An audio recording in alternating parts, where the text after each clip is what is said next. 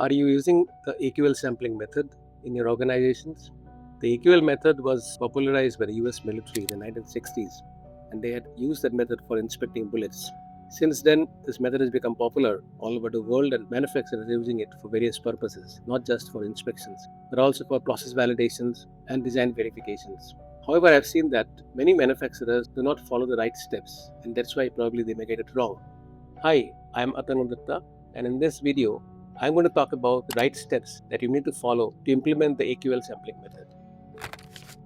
Step 1 is to identify the right AQL. AQL means the acceptable quality level. The acceptable quality level is a number of defects that your consumer or user will accept in your product.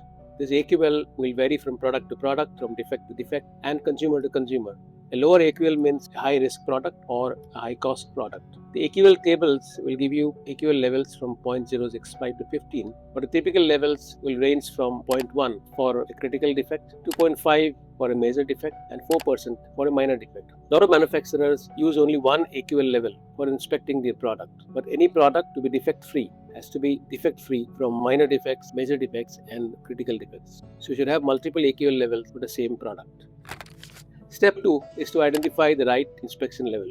The inspection level is a balance between confidence and cost. There are 3 general inspection levels and 4 special inspection levels. The general inspection level 1 will give you the least number of samples to be tested, but if the process is not well controlled, it might lead to more rejections.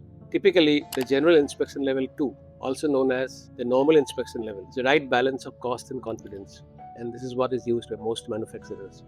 The special inspection level will give you very low sample sizes, and this kind of inspection level is generally used in case of special test or destructive test, where the number of samples should be low.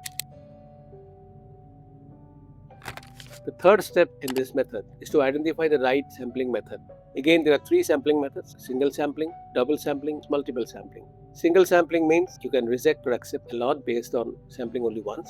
This is the simplest method, but the number of samples that you need are more in comparison to a double sampling or a multiple sampling method. So the double sampling or a multiple sampling method can be used if you have very good control over the process. The method is more complex, but it will be a low cost method because the number of samples will be low. Generally, a single sampling method is used.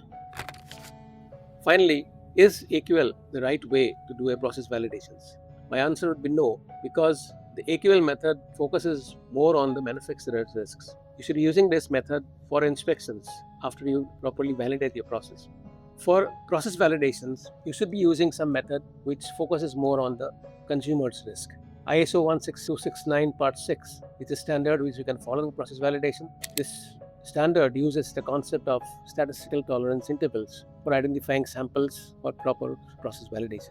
We'll talk about this standard in one of our future videos. I hope you like this video. Please comment and share it in your network, and see you in the next video.